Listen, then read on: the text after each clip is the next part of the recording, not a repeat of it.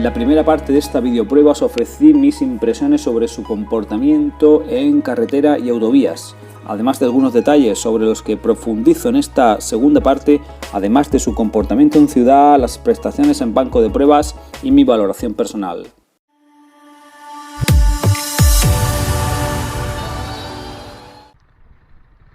En el medio urbano la moto es ágil, a pesar de tener un peso elevado y tener las dos ruedas delanteras, que en principio la primera sensación, ya digo, que te da es de que hay cierta pesadez en el tren delantero. Pero vuelvo a recurrir o vuelvo a recordar esa curva de aprendizaje necesaria en esta moto, y una vez que tienes esa curva de aprendizaje, pues confías plenamente en el tren delantero y la moto se convierte en una moto más ágil de lo que en principio parece.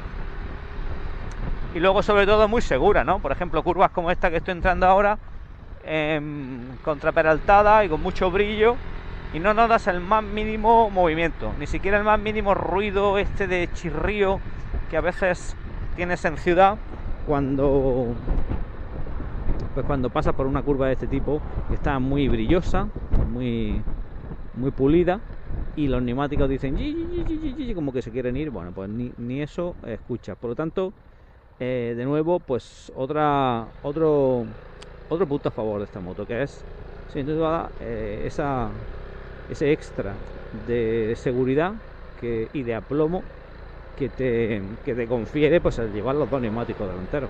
Y en ciudad, bueno, pues tienes que tener un poco claros los huecos, porque es cierto que es una moto obviamente más ancha que la normal. Con todo y con eso, con la precaución debida, es capaz de moverse bastante bien, como podemos ver, por la mayoría de los huecos.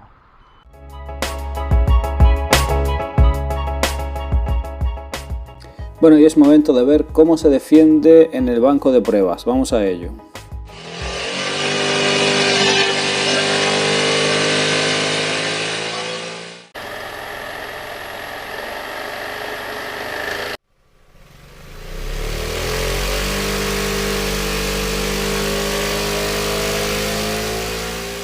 Tendréis la prueba completa en un vídeo separado, pero ya os puedo adelantar que la moto ofreció 31 caballos a la rueda, lo que serían unos 38 caballos al motor y 148 kilómetros de velocidad punta.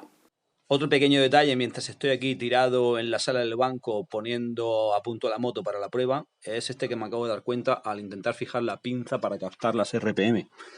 Y es lo interesante de que estos motores modernos traen sus doble bujía para hacer un quemado mucho más efectivo de la gran superficie con la que cuentan pues estos pistones tan grandes, de 500 centímetros cúbicos de un solo cilindro. Así que pues otro punto más para este motor Piaggio. Más detalles interesantes que veo aquí en los bajos del motor es este enorme tanque de gasolina.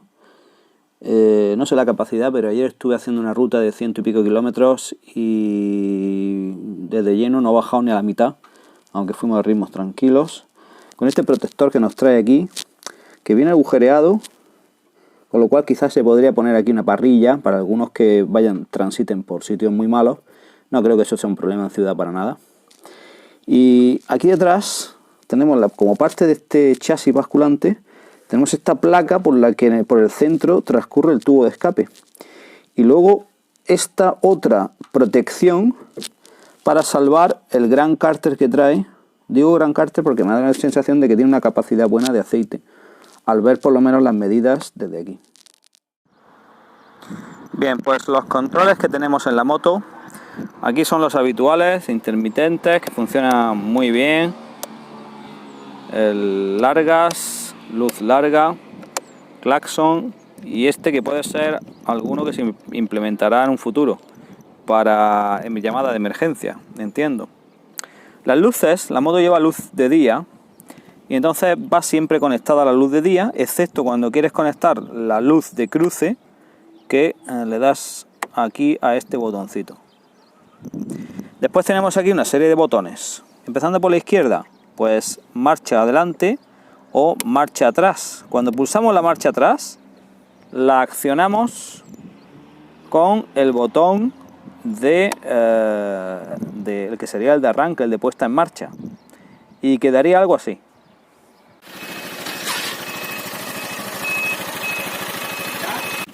Ya. Ya.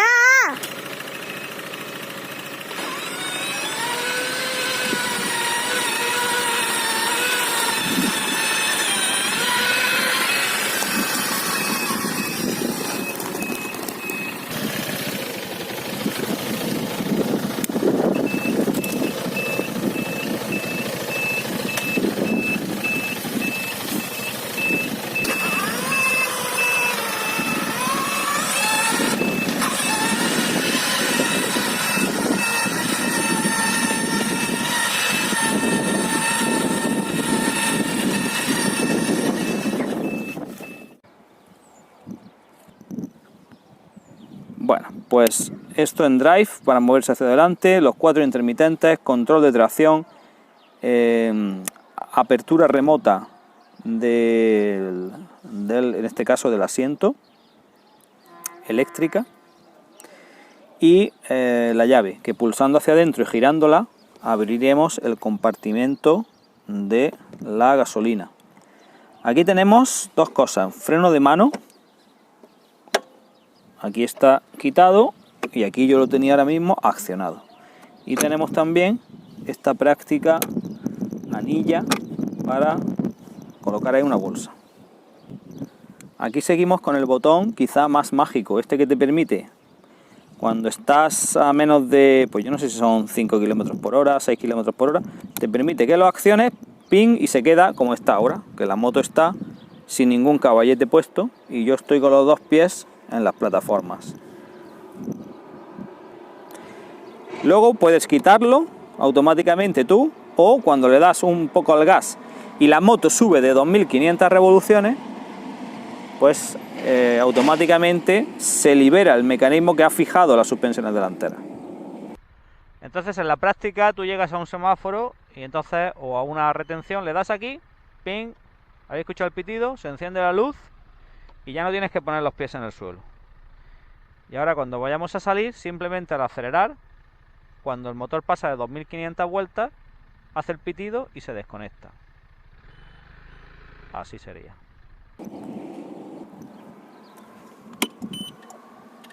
Y el cuadro de mando pues nos ofrece información variada. Me gusta que lleva la temperatura, 26 grados, finales de marzo en Almería. La hora, que la acabo de cambiar, hoy estoy grabando esto en el día que se cambia al horario de verano. Y los diferentes trips. También tiene un modo ecológico. Ecológico significa pues que gasta... vamos a ver si soy capaz de ponerlo. Había que hacer una secuencia que no sé cuál es. Y te aparece aquí el modo eco. Y en ese modo la moto pues consume menos y también entregará menos potencia. Y aquí en este lado izquierdo vemos el velocímetro, cuenta kilómetros, con su reloj bastante fiable de gasolina. He visto que se enciende justo cuando empieza la rayita roja, funciona bastante bien. Y en este de temperatura, que nunca le he visto, incluso aquí con el calor y demás, pasar de mitad de recorrido. Y aquí, por supuesto, los diferentes testigos de que está funcionando, no se ve muy bien, perdonadme por los reflejos, los diferentes testigos de que está funcionando el ASR, el ABS y el de testigo de fallo motor, que siempre se enciende antes de que inicie la moto. Al igual que este, que indica cuando está fijo que la moto está, el sistema de balanceo está fijado para que no balancee y por lo tanto te puedas quedar como estoy ahora, subido a la moto. Aquí os enseño el detalle de las dos ópticas traseras, que al estar divididas da la sensación de coche, ¿no?, que tiene esta moto. Ahí llega el tren Talgo, que todavía existe un tren Talgo que une Madrid y Almería. Bueno, te tienes que pasar todo el día subido al tren. Bueno, y además, como digo, se ven muy bien, no hace justicia a las imágenes. Y luego, por último, hablaros del asiento. El asiento que tiene esa cierta altura necesaria para que, pues bueno, debajo de él tenga cabida, pues un espacio bastante generoso que yo creo que es capaz de albergar hasta 2 cascos, pero que bueno, pues necesita de este asiento bastante plano y digamos estrecho en esta carcasa de fundición de plástico, y entonces pues para tener un mullido han tenido que elevarlo para arriba, lo cual a mi gusto, pues ya lo he mencionado alguna vez en este vídeo, pues le sobran un par de centímetros para mi estatura. Para las estaturas por encima de unos 75 creo que está en la posición ideal. Como conclusión, tenemos un scooter que es muy válido para fundamentalmente 2 tipos de personas. La primera, y yo diría que su cliente potencial, es el que tiene carné de coche y bueno, bien sea por pereza, por la razón que sea, no quiere o no puede o tiene alguna limitación para sacarse el carné de motocicleta, y con su carné de coche puede acceder a una moto más allá del 125 que se puede llevar con la legislación actual, y una moto que te permite pues tener bastante más potencia con esos 31 caballos que hemos visto en el banco, que son casi 40 al motor, y que te permite desplazarte con mucha más agilidad.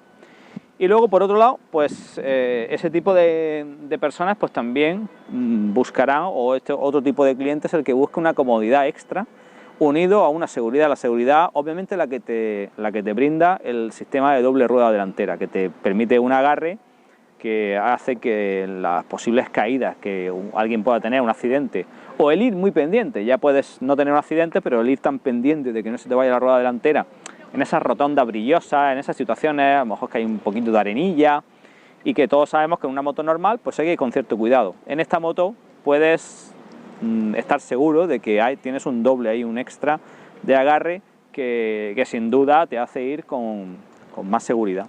Y por otro lado pues está el cliente que puede necesitar, la persona que puede necesitar un scooter de gama alta, y bueno, pues no le viene mal este extra de seguridad. Podría comprarse, porque tiene el carnet de moto, podría comprarse cualquier otro, pero prefiere este extra de seguridad y prefiere la comodidad que te permite también este scooter, pues bueno, por ese ancho que lleva, que te cubre muy bien el cuerpo, piernas, con una cúpula un poquito más alta, pues además de las manos, pues te cubriría muy bien la cabeza, aunque esto recordemos la versión Sport, y que tiene un asiento pues muy bien dimensionado, aunque un pelín alto para mi gusto, para mi estatura, pero con el que igualmente la sensación de confort y seguridad pues está garantizada.